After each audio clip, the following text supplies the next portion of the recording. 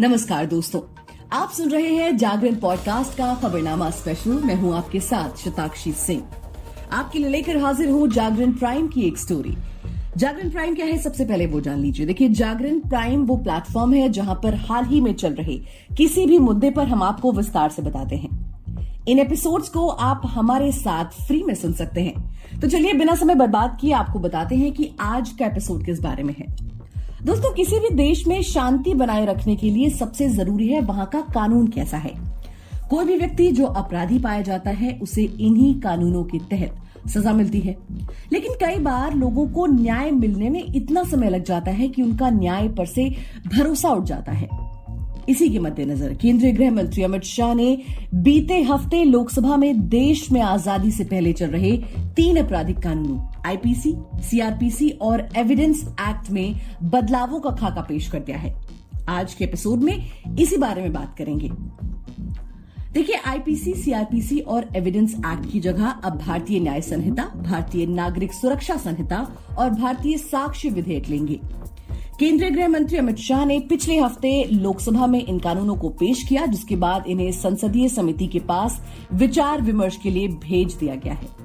शाह ने इन नए कानूनों को पेश करते हुए दावा किया कि ये जो प्रस्तावित कानून है उनका उद्देश्य ये है कि लोगों को सजा नहीं देना है, बल्कि आम और खास भारतीयों को न्याय देना है। यानी कि सजा में किसी तरह की बढ़ोतरी नहीं होगी, बल्कि हर किसी को न्याय मिलेगा। उन्होंने कहा कि अभी न्याय मिलने में इतना विलंब हो जाता है कि लोगों का न्याय पर से भरोसा उठा है। शाह ने दावा किया कि प्रस्तावित विधेयकों के कानून बनते ही सेशन कोर्ट में मुकदमे 40% तक कम हो जाएंगे। ऐसे में हमने बात की सुप्रीम कोर्ट के एडवोकेट और कानूनी मामलों के जानकार विराग गुप्ता और अश्विनी दुबे से, जिन्होंने प्रस्तावित कानूनों की बारीकियां, अच्छाइयां और कमियां समझ ली हैं।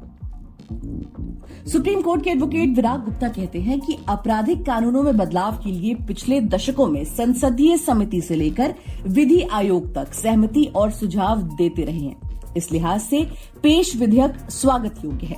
देखिए, इसमें बदलाव के 3 मुख्य उद्देश्य हैं। पहला ये कि ब्रिटिश सरकार के बनाए गए कॉलोनियल लॉज से आजादी, कम समय में न्याय, और तीसरा ये कि कोर्ट और जेलों में बोझ को कम करना। तो चलिए आपको क्या बड़े बदलाव हुए उसके बारे में बताते हैं। सबसे पहला ये कि राजद्रोह कानून अब खत्म कर दिया गया है, उसकी जगह देशद्रोह कानून आया है। अंग्रेजों के बनाए गए राजद्रोह कानून में सरकार के खिलाफ कदम उठाने को अपराध माना जाता था। नए प्रावधान में देश की एकता और अखंडता के खिलाफ कदम उठाने को अपराध माना जाएगा। पहले 3 साल से आजीवन कारावास तक की सजा थी, अब 7 साल से आजीवन कारावास और जुर्माने का प्रावधान किया गया है। वहीं दूसरा ये कि केस की सुनवाई की समय सीमा अब तय होगी। नए कानूनों में प्रावधान ये किया गया है कि पुलिस एफआईआर दर्ज होने के 90 दिन के अंदर चार्जशीट दाखिल कर देगी। कोर्ट की मंजूरी से 90 दिन का और समय पुलिस ले सकेगी। ज्यादा से ज्यादा 180 दिन में केस ट्रायल के लिए भेजना होगा। ट्रायल पूरा होने के बाद कोर्ट को 30 दिन के अंदर अंदर फैसला देना होगा। यानी कि अब न्याय मिलने में देरी नहीं होगी। वहीं तीसरा ये कि डिजिटल सबूतों को मान्यता मिलेगी, फॉरेंसिक साइंस का इस्तेमाल बढ़ेगा। देखिए, नए कानूनों में तकनीकी को काफी महत्व दिया गया है। Email, server log, smartphone, laptop, SMS जैसे डिजिटल साक्ष्यों को कानूनी मान्यता मिलेगी। केस दर्ज होने से अदालत के निर्णय तक सब कुछ डिजिटल होगा। हर तरह की जांच फॉरेंसिक साइंस के जरिए होगी। बड़े अपराधों में फॉरेंसिक टीम का मौके पर जाना जरूरी होगा।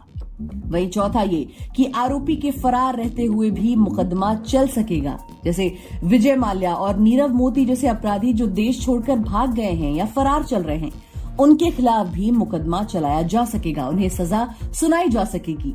वो जब भी पकड़ में आएंगे उन्हें वो सजा पूरी करनी पड़ेगी। अब कुछ ऐसी धाराओं को जान लीजिए जो आपकी जुबान पर चढ़ी होंगी, उनमें भी बदलाव होंगे। धारा 302, अब तक हत्या के लिए इस्तेमाल होने वाली ये धारा नए कानून में स्नैचिंग के लिए भी इस्तेमाल होगी। धारा 369, अभी चोरों के मामले में 369 का इस्तेमाल किया जाता है, लेकिन नए कानूनों में चोरी की धारा 301 होगी। 420, धोखाधड़ी के मामलों में इस्तेमाल होती रही ये मशहूर धारा भारतीय न्याय संहिता में 316 हो जाएगी। और भी कुछ महत्वपूर्ण बदलाव हुए हैं, उनके बारे में भी जान लीजिए। देखिए, आतंकवाद सबसे पहला, नए कानूनों में पहली बार आतंकवाद को परिभाषित कर दिया गया है। मॉब लिंचिंग, पहली बार मॉब लिंचिंग के लिए अलग से सजा का प्रावधान किया गया है।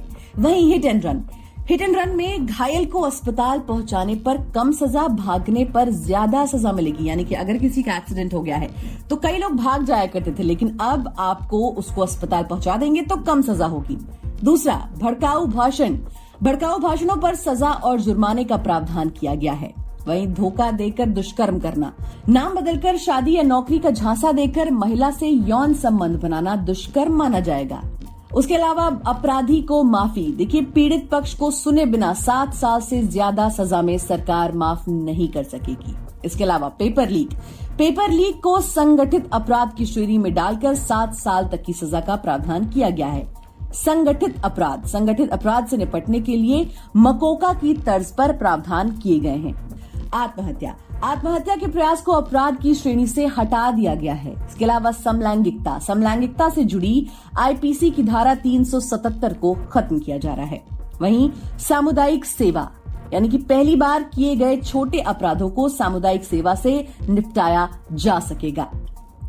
देखिए, अब आपको बताते हैं मुकदमों में आसानी के लिए उठाए गए कदम। पहला ये कि 20,000 से कम की संपत्ति के मामलों को अदालत से बाहर बगैर ट्रायल के खत्म किया जा सकेगा। ट्रांसफर या रिटायर हुए अधिकारी को बुलाने के बजाय मौजूदा पदस्थ अधिकारी ही गवाही दे सकेंगे। तीसरा ये कि अफसरों के खिलाफ 4 महीने के अंदर अगर कोई विभागीय अनुमति नहीं मिली तो उसे हाँ माना जाएगा। चौथा ये कि पहली बार अपराधी को 1/3 सजा काटने के बाद जमानत पर रिहाई मिल सकती है। देखिए, जानकारों का कहना है कि तीनों कानून लाने की सरकार की नीयत सही है, लेकिन कई बिंदुओं पर इसकी व्यवहारिकता पर संदेह है। विराग गुप्ता कहते हैं कि 3 महीने के अंदर चार्जशीट फाइल करने के साथ 3 साल में मुकदमों की सुनवाई के बाद जल्द फैसले के लिए कानूनी प्रावधान बनाए गए हैं, लेकिन मुकदमों में फैसला देने के लिए अदालतों के लिए समय सीमा का निर्धारण नहीं किया गया है। इसके अलावा सभी प्रावधान नए मुकदमों पर लागू होंगे। ऐसे में पहले से पेंडिंग चल रहे 5 करोड़ मुकदमों का फैसला कैसे होगा? वहीं एडवोकेट अश्विनी दुबे कहते हैं कि कानून अभी भी जेंडर न्यूट्रल नहीं है, जो कि समय की मांग है। कई प्रचलित धाराओं को बदलने से अदालतों में दुविधा की स्थिति बनेगी। इसके अलावा इन कानूनों को बनाने के लिए हितधारकों से कोई चर्चा नहीं की गई है। राज्य सरकारें, पुलिस और वकील आपराधिक कानून के मामले में प्रमुख स्टेक होल्डर हैं।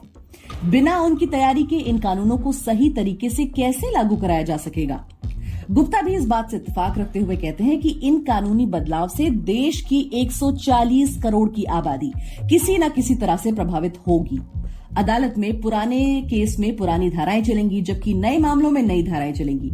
इससे कोर्ट, वकील और मुवक्किल तीनों की उलझनें बढ़ सकती हैं। कानूनों को बेहतर बनाने के लिए सुझाव देते हुए गुप्ता कहते हैं कि संविधान के अनुसार जमानत नियम है और जेल अपवाद। इसके लिए स्पष्ट प्रावधान होना चाहिए जिससे जेलों पर बोझ कम हो। गलत केस में फंसे व्यक्ति को रिहा होने के बाद क्षतिपूर्ति मिलने का प्रावधान होना चाहिए। इसे फर्जी मुकदमों में कमी आएगी। बहरहाल, लोकसभा में पेश किए जाने के बाद इन तीनों विधेयकों को संसद की स्थायी समिति के पास भेज दिया गया है। संविधान विशेषज्ञ और लोकसभा के पूर्व महासचिव पीडीटी आचार्य कहते हैं कि इन कानूनों को संसद के शीत सत्र में ही पारित करना होगा। ऐसा न होने पर लोकसभा का कार्यकाल खत्म होने के बाद ये विधेयक अपने आप निरस्त हो जाएंगे।